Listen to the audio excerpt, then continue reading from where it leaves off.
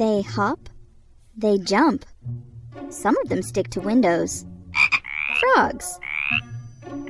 Frogs come in many different shapes, sizes, and colors, and can be found almost anywhere in the world.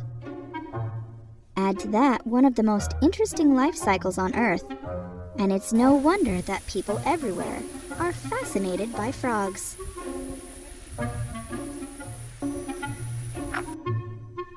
With their short, smooth bodies, bulging eyes, and webbed feet tucked neatly underneath, frogs are easily recognized. They are often green or brown, but are sometimes brightly colored instead. Some drier, bumpier specimens, like this little fellow, are called toads. But toads are actually part of the frog family too. Frogs are predators and eat many kinds of insects, as well as invertebrates like slugs, snails, and worms. Their large eyes are very sensitive to movement and help them locate their prey. Once spotted, its meal has little chance to escape. In less than a second, the frog's long, sticky tongue flicks out of its mouth, sticks to its prey, and rolls back into the frog's mouth. So long, worm. Although we often see them on land, frogs are most at home in the water, and the reason for that is in their biology. Frogs are amphibians, or small vertebrates that rely on a wet environment to survive. With more than 7,000 known species of frog, they make up 88% of all known amphibians.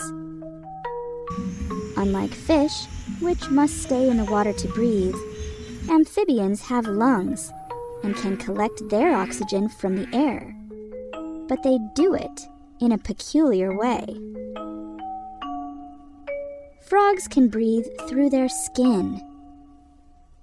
As long as their thin, delicate skin stays moist, oxygen from the air can pass directly through it into their bloodstream. If necessary, they can breathe through their nose and mouth. But compared to us, their lungs are poorly developed, and breathing this way is just not efficient. If a frog gets too dry, it can die from lack of oxygen. For this reason, few frogs will stray too far from a source of water.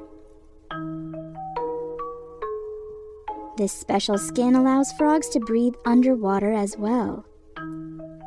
Frogs can stay underwater for hours at a time under normal conditions.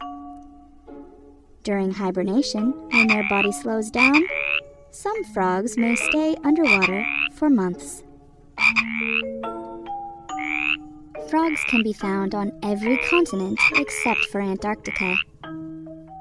Like reptiles, they are cold-blooded and rely on their environment to maintain their body temperature. With very rare exceptions, frogs cannot survive in salty water or desert conditions. Although some frogs have adapted to survive freezing winters, most species of frogs live in tropical rainforests. Some of these frogs, native to tropical Central and South America, have a special ability. They are called poison dart frogs, and they are among the most poisonous living creatures on Earth. They are small, even for frogs. Some of the smallest are only about ½ an inch or 1 centimeter in length, about the size of a thumbnail. The largest are only about 2.4 inches or 6 centimeters long. There are more than 100 different species of these frogs. Poison dart frogs secrete toxins through their skin. If a predator eats or sometimes only touches one of these frogs, it can get sick and die. Their bright colors and bold patterns shout a warning to would-be predators, Don't eat me! I'm poisonous! Even less brightly colored frogs capture our attention for another reason. They are famous for their fascinating life cycle.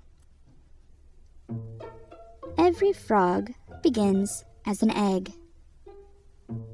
Frogs' eggs do not have a shell, like the eggs of birds or reptiles. Instead, these eggs, called frog spawn, have a jelly-like appearance.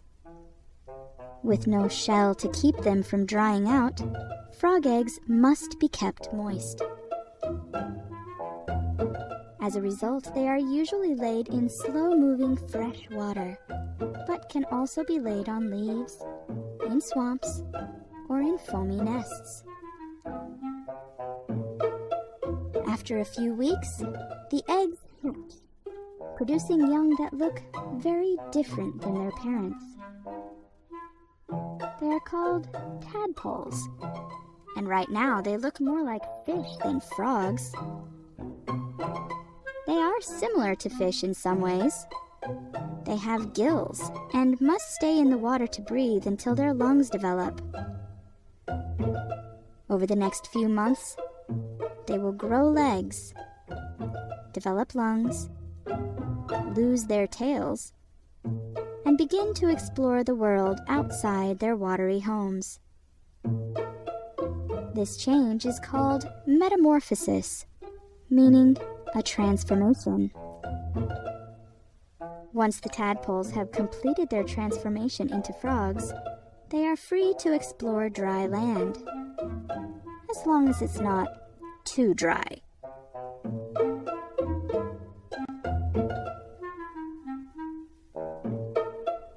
Due to their small size and general harmlessness, frogs are popular with people looking to observe nature a bit more closely.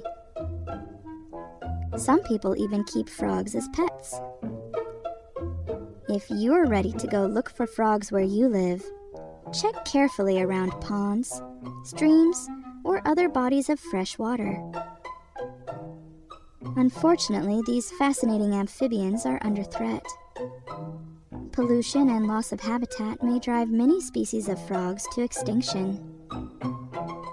If you want to help frogs, make sure that you do not use pesticides or other chemicals in your yard. Add native plants that can give frogs places to hide and attract the insects that they love to eat. And if you really want more frogs in your yard, you can add a small frog pond to give them a place to live.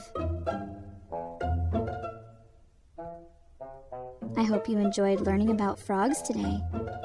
Goodbye till next time.